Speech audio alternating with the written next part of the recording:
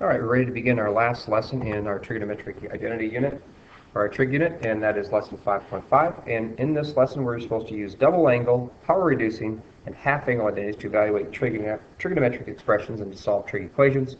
And then we're going to use product to sum identities to evaluate trig expressions and trig equations. So it's the final lesson. They throw everything but the kitchen sink in here. There's quite a bit of material. It'll probably take us 3 days to cover this. So a lot of good detailed information in here, so we're going to try to attack it one part at a time. So the first thing we'll do is we'll look at the double angle identity.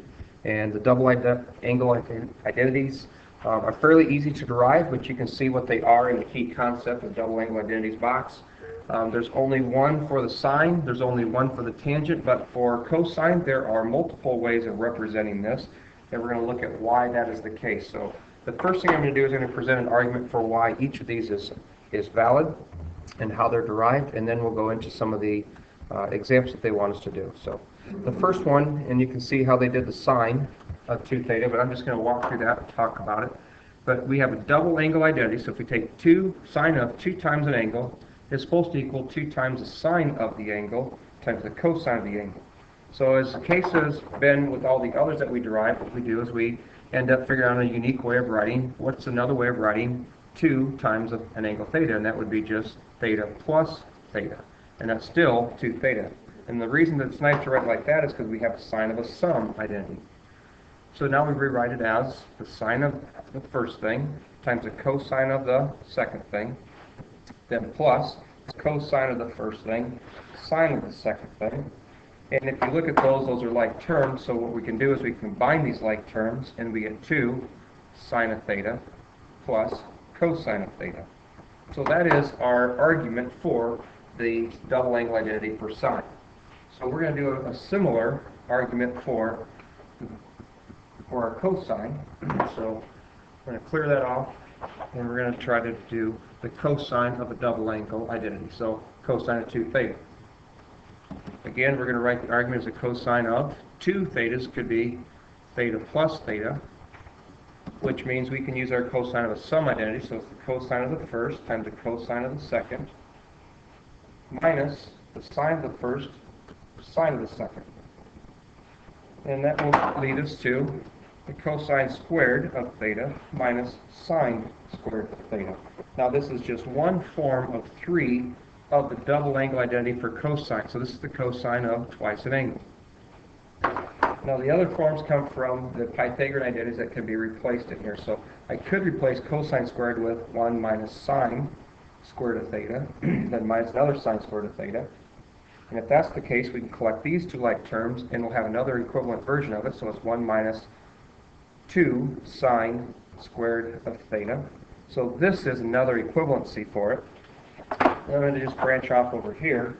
What we could do is we could replace the sine squared instead. So if we have cosine squared minus, now sine squared is the same thing as 1 minus cosine squared of theta by the Pythagorean identities, which means we can have the cosine squared of theta, forgot the theta in there, minus 1 plus cosine squared of theta, which means we have a cosine squared of theta, another cosine squared of theta, or 2 cosine squared of theta minus 1. Now this is our third version of the cosine of 2 theta. Now the unfortunate part of this is when you have so many different versions, sometimes it's hard to determine what version is going to be the easiest for you to use. So you're going to have to be making some determinations in your identities of which form or variation that you want to try to use. But you have 3 available forms for the cosine of a double angle. Then we come back to our tangent. The tangent has just one form, so the tangent of 2 theta. We can write this the same way we've been approaching the others. It's the tangent of theta plus another theta. And now we can apply the tangent of a sum identity. The tangent of a sum is the tangent of the first thing plus the tangent of the second thing over 1 minus the tangent of the first thing times the tangent of the second thing. And it just so happens those things are the same whenever you have a double angle identity. So this can reduce down to the tangent of theta. We got 2 of those, so I just will collect them as like terms. So 2 tangent of thetas divided by 1 minus tangent squared of theta. And that is your double angle identity for tangent. So That's the first thing I want to present to you, some arguments for why those are working and how they are being performed. So we're going to use that, and we're going to apply this into the cosine of theta equals 3/5 on the interval from 0 to pi halves for sine of 2 theta, cosine of 2 theta, and tangent of 2 theta. So we're going to get this set up here just a little bit, and I'll be right back with the conclusion of this part. All right, here's our clues that they're giving us. First of all, we know the cosine of the angle is 3/5, and it's on the interval from 0 to pi halves, so that locks us into the first quadrant because of the restriction from 0 to pi halves. So we're looking at an angle that's in this first quadrant. I guess it's parentheses, so I can't use bars. So that's crazy. Well, that'll work. So we're going to look at this angle. Whatever the angle might be, its cosine has to be 3, 5, and if you remember your 3, 4, 5 right triangle, that means your opposite side has to be 4. Now we're going to evaluate the sine of 2 times the angle of theta.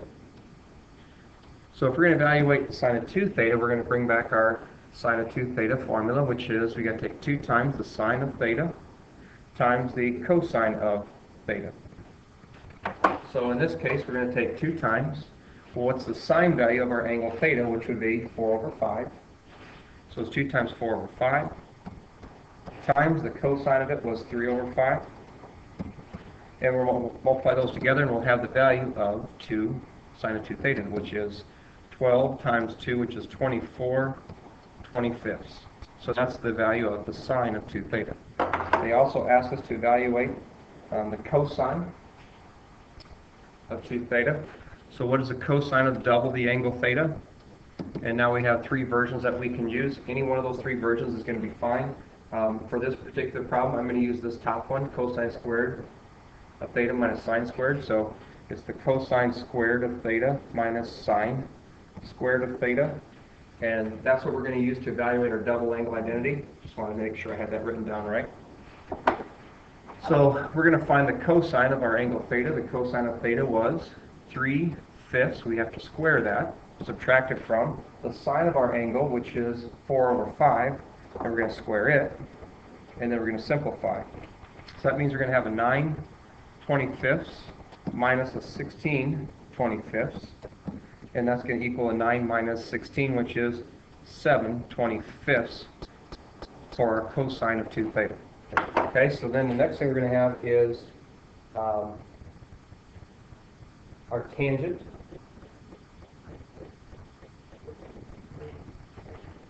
I better make sure I actually do the subtraction right. Minus 7/25, and then we're going to pull up our tangent one. So we're going to do the tangent of 2 theta. The tangent of 2 theta, that double angle identity, was equal to 2 times the tangent of theta all over, and I got to come back up and make sure I grab the right one. 1 minus tangent squared of theta. 1 minus tangent squared of theta. So, bringing this down, we got 2 times the tangent of theta. So the tangent of theta is the 4/3 divided by 1 minus the tangent of theta, which is 4/3 squared. So to multiply these together, this is a 2/1, so I've got 8/3 divided by, and I got 1 minus 16/9. And then in order to simplify that, I'd rather get that common denominator on the bottom right away. So I'm going to leave this as 8/3 divided by, and this is going to be 9/9. 1 is the same thing as 9/9, so that's going to be a negative 7/9. And then we want to get rid of our complex fraction. So to get rid of our complex fractions, it's going to be 8/3 times, and then 9 over negative 7. And then we can reduce before we multiply. That becomes a 1, that becomes a 3. So we end up with a negative 24/7.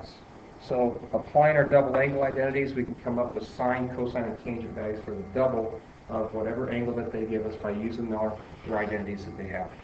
So that's the first skill. Pretty simple, straightforward. This is by far the easiest ones that we have in this lesson.